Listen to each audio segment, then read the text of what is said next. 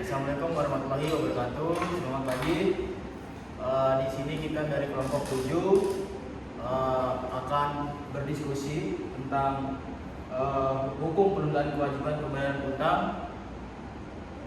Di sini saya akan memperkenalkan diri. Nama saya Muhammad Freddy Wisono dengan NPM 23520 1136. Perkenalkan, nama saya Karim Indra Saputra, NPM 2312 11 399. Perkenalkan, saya Umi Melayani dengan NPM 2312 01 1040. Perkenalkan, nama saya Zahra Safwan dengan NPM 23120 1212. Perkenalkan, nama saya Rizka Mariani dengan NPM 2312 01 Teman-teman, dari hasil diskusi kita ada yang bisa jelasin nggak PKPU itu apa? Kalau yang di nomor 1 itu kan ada jelaskan apa yang dimaksud dengan PKPU sebagai bentuk restrukturasi utang debitor. Nah, untuk PKPU itu merupakan mekanisme restrukturisasi utang yang memberikan kesempatan bagi debitor untuk mengajukan rencana perdamaian yang meliputi tawaran pembayaran sebagian atau seluruh utang kepada kreditor.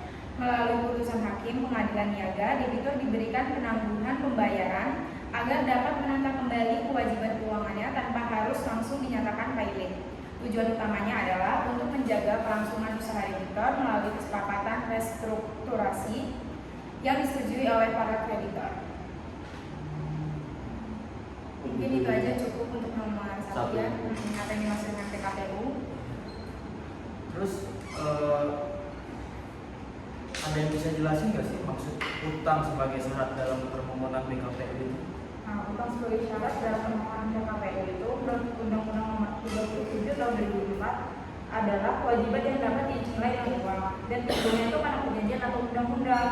Nah, udah jatuh tempo juga kita dapat ditagih.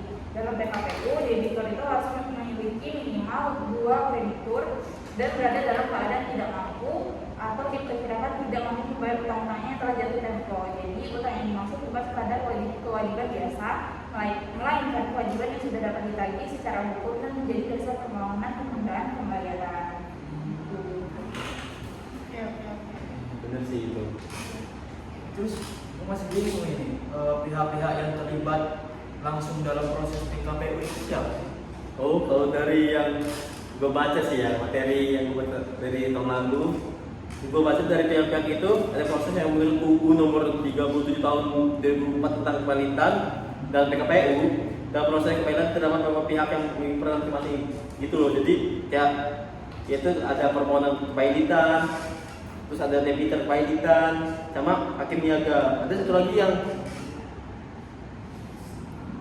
lagi namanya hakim pengawasan, dan ada lagi namanya panitia kreditor. Jadi panitia kreditor itu adalah yang bertugas memberikan nasihat kepada kurator terdiri dari panitia kreditor, sementara itu juga dalam keputusan pailit.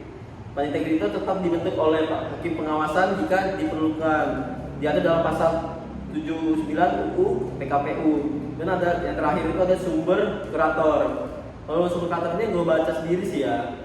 Pihak yang bertugas mengurus dan membereskan harta pailit di bawah pengawasan hakim pengawasan kurator yang menjalankan pengelolaan dan penyelesaian harta pailit serta putusan penataan pailit yang dijatuhkan. Itu sumber sendiri tuh ada di Undang-Undang Nomor 37 Tahun 2004 tentang kewajiban membayar utang PKPU dalam pasal 2, pasal 36 dan pasal 56 serta pasal 79. Dan terakhir ada pasal 302. Itu sih yang gue pahami dari materi yang gue baca selama ini gitu. Cukup lengkap ya jawabannya. Sekarang gue mau kasih tahu orang-orang udah tahu berarti sih belum tahapan-tahapan dalam proses PKPU itu udah tahu belum? Belum. Nah, gue di sini mau kasih tahu ke orang.